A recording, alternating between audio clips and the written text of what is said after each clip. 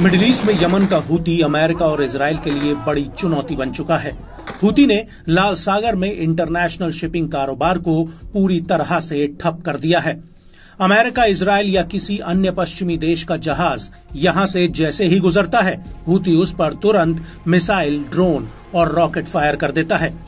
और तो और हूती ने हाल ही में अपने जाफा ड्रोन को तेल अवीव के काफी भीतर तक भेजकर एक बड़ा ब्लास्ट कर दिया था, जिससे इजराइल को अभी तक का सबसे बड़ा झटका लगा था।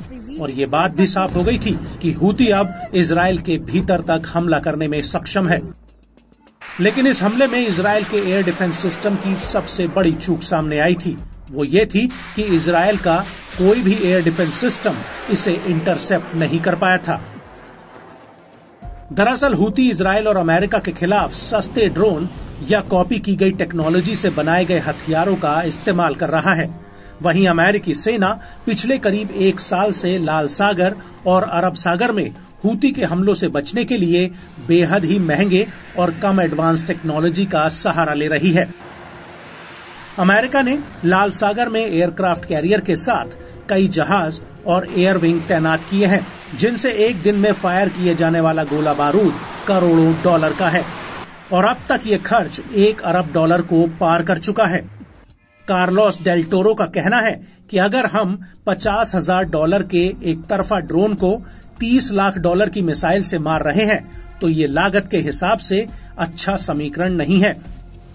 सेक्रेटरी कार्लोस ने सवाल उठाया कि ऐसे हालातों में सबसे बड़ी मिलिट्री और अमेरिकी डिफेंस इंडस्ट्री कॉम्प्लेक्स सस्ते हथियारों को क्यों नहीं बना सकते।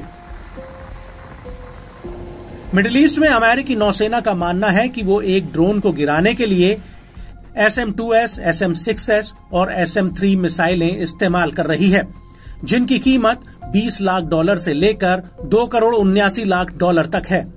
और जुलाई 2024 में अमेरिका के आइजनहावर कैरियर स्ट्राइक ग्रुप ने लाल सागर में हूती के ड्रोन्स और मिसाइलों को इंटरसेप्ट करने के लिए करीब 155 SM मिसाइलें और 135 टॉमहॉक क्रूज मिसाइलें फायर की हैं, जिनकी कीमत प्रति यूनिट $20 लाख तक है।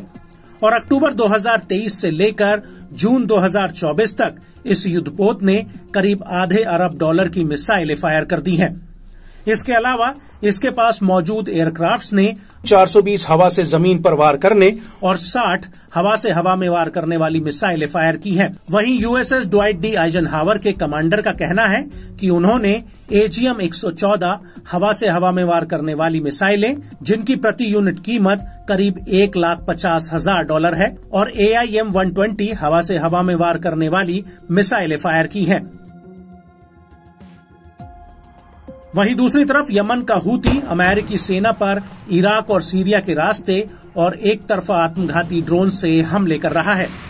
अप्रैल 2024 में ईरान और उसके सहयोगियों ने इजराइल की तरफ 300 से ज्यादा ड्रोन, क्रूज और बैलिस्टिक मिसाइलें दागी थी और इनमें से अधिकतर हथियारों को अमेरिकी एयरफोर्स ने इजराइल पहुंचने से पहले ही मार गिराया था और अमेरिकी सेना ने इन्हें गिराने के लिए पेट्रियट मिसाइलों का इस्तेमाल किया था, जो बेहद ही महंगी हैं।